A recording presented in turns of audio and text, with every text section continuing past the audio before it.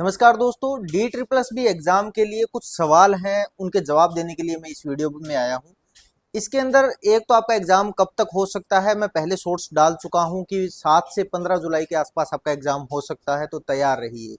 उसके बाद में कुछ सवाल ये थे कि स्पीड बनाएं नहीं बनाएं, एक्यूरेसी पे वर्क करें, क्या करें। और मैं आपको भी बताऊंगा कि एक्यूरेसी पे क्यों काम नहीं करना चाहिए, एक्यूरेसी पे क्यों काम करना चाहिए, स्पीड के लिए अभी क्यों रुक जाएं और अभी स्पीड के लिए क्यों नहीं रुके। मतलब अलग अलग स्टेज के अकॉर्डिंग हम बातचीत करेंगे। अब कुछ के मैसेज ये थे कि सर हम टाइपिंग कर रहे हैं, हम 30-35 पे रुक गए हैं, 32 पे हमारी स्पीड रुक गई है, 35 पे हमारी स्पीड रुक गई है। और अगर वो बच्चे ये मान के चलते हैं कि उनकी 15 दिन से एक जगह स्पीड है, उनकी 98 97 एक्यूरेसी चल रही है। मैंने थोड़ी देर पहले एक शॉर्ट्स डाली है, उसके अंदर आप देखेंगे 95 96 97 एक्यूरेसी है बच्चों की। मतलब किसी की 18 एरर है, किसी की 17 एरर है, किसी की 16 एरर है, फिर भी वो पास है। और वो नेट स्पीड में लगभग 42-43 की नेट स्पीड से पास है। मतलब अगर वो 2 लाइन और भी छोड़ देंगे उस शॉर्ट्स के अंदर आप देखोगे तो भी वो बच्चे पास हो जाएंगे, क्योंकि उनकी स्पीड बहुत अच्छी है। वो 45-47 स्पीड लेके बैठे हैं। अगर कोई बच्चा अभी ऑलरेडी 35-33 की स्पीड पे है, 98 एक्यूरेसी है, मुझे ये लगता है कि उसको स्पीड पे वर्क करना चाहिए। अगर उसकी एरर 10 एरर की बजाय अगर 20 एरर भी हो रही है, 18 एरर भी हो रही है, तो काम एक बार के लिए चल जाएगा। क्योंकि आपको मैं एक बात पूछता हूं, जो भी मुझे देख रहे हैं, अगर आपकी कंटिन्यू स्पीड बढ़ रही है तो एक अलग बात है। अगर किसी बच्चे की स्पीड रुक गई है और वो 10 दिन से एक जगह स्टक है, तो क्या आप 34 पे अगर 100 भी ले आए तो पास थोड़ी हो जाओगे आप। अगर 33 पे आपकी 100 एक्यूरेसी है तो भी पास नहीं होंगे। अगर कोई बच्चा ये मान के चल रहा है कि उसकी 37 38 39 की स्पीड है और वो 2 एरर करता है, 4 एरर करता है, 5 एरर करता है, उसकी नेट स्पीड जो है वो कट के 36 रहती है, 35.8 रहती है, 37 रहती है, और वो पास हो रहा है, तो उस पर आपको भरोसा नहीं करना है। मैंने पहले भी एक वीडियो डाली थी, उसमें भी मैंने बताया था कि आप या तो पास हो ही ना, अगर हो रहे हो ना तो फिर आपका पास होने का लेवल ये होना चाहिए कि अगर आपकी बाय चांस किस्मत से बाय लक अगर आपकी लाइन छूट जाए, मिस हो जाए, तो भी आप सेफ रहो। तो आपका इतना कम से कम काम होना चाहिए। मैं पर्सनली स्पीडो पे काम करता हूं, जो मैं टेस्ट दिला रहा हूं। कुछ बच्चे टाइपिंग मित्रा पे करते हैं, कुछ ईजेड पे काम करते हैं। मेरे पास लगभग हर टाइप का सिमिलर जो मैटर है वो मिल जाएगा। टफ भी है, इजी भी है, कैपिटल वर्ड वाले भी हैं, जिनमें नंबर है, वो एक्सरसाइजेज भी है। आपको एक मॉडरेट लेवल पास करना है। जो बच्चे पास नहीं हो रहे हैं उनके लिए मैं बताता हूँ। जैसे मेरे पास एक ये बुकलेट थी, मैंने स्पीडो की निकाली थी। मैंने कुछ टेस्ट छांट के रखे जिनमें वो मॉडरेट लेवल थे, जिनमें 560 की 570 की वर्ड लेंथ थी, और मैंने उनको उन पे पास करवाया पहले। उसके बाद में मैंने दूसरी पीडीएफ तैयार की। उस पीडीएफ के अंदर मैंने क्या किया, मैटर थोड़ा अच्छा डाला। अगर मैं आपको दिखाऊं तो आप देखिए, जैसे जब आप इस मैटर की तरफ बात करेंगे, देखिए इस मैटर में बहुत सारे कैपिटल वर्ड आपको दिखेंगे। अगर आप इसको पोज करके एक बार के लिए अगर देखेंगे तो उसके बाद देखिए, ये इसमें आपको नंबर भी हैं, कैपिटल वर्ड भी अच्छे खासे हैं। जब आपको मैं एक और टेस्ट दिखाऊं, तीसरा, तो इसके अंदर देखिए सुभाष चंद्र बोस पे रिलेटेड है, यहाँ डेट्स भी हैं, कैपिटल वर्ड भी हैं, सब कुछ आपको, और वर्ड लेंथ भी बड़ी है इसकी, इंडियन रिपब्लिक डे। लेकिन ये काम मैंने कब करना आना शुरू किया, जब बच्चे कंफर्ट हो गए पास होने में। पास होने की एक आदत होती है। आप अगर पास हो रहे हो तो आप जल्दी से स्विच मत कीजिए खुद को हार्ड टेस्ट के लिए।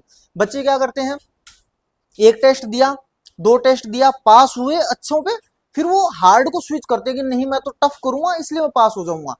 आपकी आदत बननी चाहिए पहले एक बार पास होने की। आदत कब बनेगी, जब आपको 25-30 टेस्ट क्वालिफाई कर दोगे। जब 25-30 टेस्ट क्वालिफाई करोगे तो आपको एक पैटर्न मिल जाएगा कि इतना स्लो चलना है, इतना धीरे चलना है, शुरुआत में तेज चलूं, बाद में चलूं। आप अपनी स्पीड के अकॉर्डिंग एडजस्ट कर पाओगे। तो वो चीज आपके लिए ज्यादा बेहतर काम करती है, न कि ये वाला काम कि आप 2 टेस्ट दिए फिर आप टफ पे जाते हो, दोबारा फेल होते हो, वहां पे 4 बार दिया, फेल हुए, वापिस फिर इजी पे जा जाते हो। लेकिन अगर आपने इजी इजी एक बार पास कर रखे है ना, तो टफ टेस्ट आप 2-3 बार ट्राई करोगे तो पास होने लग जाओगे। तो एक तो तरीका ये रहना चाहिए। अब किन बच्चों को एक्यूरेसी पे वर्क करना चाहिए, जिनकी स्पीड 40 प्लस हो चुकी है एक बार के लिए, 43 44 ग्रोस आ रही है, और वो नेट अगर उनकी 36 आ रही है, 37 आ रही है, मतलब उनकी एरर 25 से 30 आ रही है, तो उनका टारगेट ये होना चाहिए कि वो स्पीड पे वर्क करना बंद करे एक बार के लिए। एक बार वो अपनी एक्यूरेसी 10 के अंदर अंदर लेके आए, मतलब 10 एरर से ज्यादा ना हो, 10 12 13 एरर में वो कंट्रोल करे। आप ये टारगेट मत करो डी ट्रिपल एस बी में कि मेरी एक एरर रहे, दो एरर रहे। कर रहे हो तो अच्छी बात है, लेकिन ये टारगेट करना जरूरी नहीं है। आपकी 10-12 एरर रहे, कोई दिक्कत नहीं आएगी आपके, क्योंकि आपकी पेनल्टी फिर भी 2 की लगेगी, और आप स्पीड कम से कम 40 प्लस हो तो एक्स्ट्रा 7 या 8 की लेके बैठे हो। कोई बच्चा अगर ढंग से ईमानदारी से तैयारी कर रहा है तो इस बात का भ्रम निकाल दीजिए कि वहां मैटर बहुत टफ आ जाएगा, मैं इजी पे कर रहा हूं। ऐसा नहीं है, आप अच्छे मैटर पे ही तैयारी कर रहे हो, अगर आप खुद अपने आप से ऑब्जर्व कर रहे हो कि ये मैटर कैसा है। दूसरी चीज ये है कि डी ट्रिपल एस बी के अंदर बच्चों की एक जो हैबिट देखी है मैंने, वो ये है कि नीचे बहुत स्क्रीन पे देखते हैं, फिर नीचे देखते हैं, फिर स्क्रीन पर देखते हैं, फिर क्या करते हैं, अखबार लगा लिया, न्यूज़पेपर लगा लिया कि उससे प्रैक्टिस करेंगे, एक बार स्पीड बढ़ जाए। भाई अगर आपने न्यूज़पेपर लगा लिया, आपने यहाँ 4 दिन लगाया, या तो फिर आप न्यूज़पेपर 15 दिन रखो, या फिर आप 4 घंटे के लिए न्यूज़पेपर मत रखो कि आपने एक बार बूस्ट किया फिर वापस हटा दिया आपने। उससे क्या होगा कि आपने एक बार तो न्यूज़पेपर से कर लिया, लेकिन बाद में आप हटा दोगे तो वापस वही आदत बन जाएगी, मसल मेमोरी में सेट ही नहीं हुई वो आदत, क्योंकि आपने वो 4 या 6 घंटे काम किया है। वो काम या तो बहुत लंबे टाइम पीरियड के लिए होना चाहिए या होना ही नहीं चाहिए। आपकी दिक्कत क्या होनी चाहिए, देखिए मैं आपको एक चीज बताता हूँ कि कुछ बच्चों की क्या होती है कि हम हम ऊपर बहुत देखते हैं, तो हमें क्या करना चाहिए। अगर आप ऊपर ज्यादा देखते हो तो आपका काम ये होना चाहिए कि आप ये प्रैक्टिस करो कि मैं जैसे 6 वर्ड के बाद देखता हूं ऊपर, प्रत्येक 6 5 6 5 6 वर्ड के बाद मेरा ऊपर ध्यान जाता है। आपका टारगेट ये रहना चाहिए कि आप उस 6 वर्ड की फ्रीक्वेंसी को बढ़ा के आप 8 या 9 वर्ड पे लेके जाओ, कि आपका ध्यान अब 8 या 9 वर्ड पे जाए। जीरो करने की कोशिश मत करो, क्योंकि जहां आपने जीरो करने की कोशिश की आप स्टक हो जाओगे। आप चीजें अचानक से चेंज नहीं कर सकते टाइपिंग में, आप अचानक से स्पीड नहीं बढ़ा सकते, आप अचानक से एक्यूरेसी नहीं बढ़ा सकते, क्योंकि अगर आप ऐसा करोगे ना, मैंने भी काम करवाया, मैं शायद 2 घंटे में एक्यूरेसी ठीक करवा सकता हूं, मैं 3 दिन के अंदर स्पीड बढ़वा दूंगा ग्रोस। लेकिन फिर उसका जो दूसरा तरीका है कि वो जैसे मैंने एक्यूरेसी पे बहुत ज्यादा अच्छा वर्क कर लिया तो मेरी स्पीड बहुत जल्दी डाउन आ जाएगी, मैंने स्पीड पे बहुत जल्दी वर्क कर लिया तो मेरी एक्यूरेसी जल्दी डाउन चली जाएगी। अगर मेरे पास टाइम है, वो काम तब होता है जब मेरे पास टाइम नहीं होता। अभी आपके पास 1 महीना है तो आप दोनों को थोड़ा थोड़ा थोड़ा थोड़ा हल्का हल्का दोनों को पुश करते जाओ, ज्यादा बेहतर रिजल्ट मिलेगा। आपको ऑफलाइन आना है तो जयपुर आ जाइए। अगर आपकी 25-20 से ऊपर कोई भी स्पीड है, 20-22 से ऊपर है, आपको मैं केवल 4 घंटे का टाइम मांगता हूं मेरी लैब के अंदर, कुछ देर घर पे मैं काम देता हूं, उसमें आपको मैं लगभग 20 से 25 दिन के अंदर अंदर, अगर आपकी इससे ऊपर स्पीड है तो आराम से डेफिनेटली तैयार कर देंगे आप।